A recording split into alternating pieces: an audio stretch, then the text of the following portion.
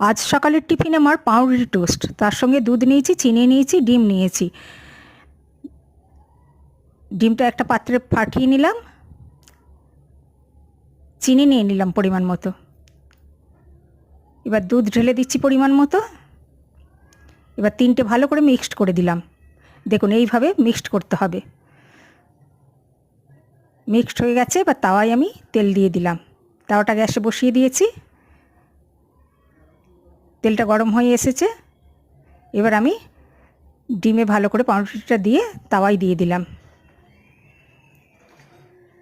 আবার একটা দিয়ে দিলাম।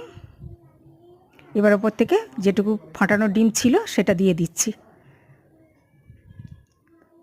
দেখুন এইভাবে দিতে হবে। এবার উল্টে পাল্টে ভালো করে লাল করে ভেজে নিতে হবে। দেখুন ভাজা হয়ে গেল আমার। এবার একটা পাত্রে তুলে নিচ্ছি। 4 টুকরো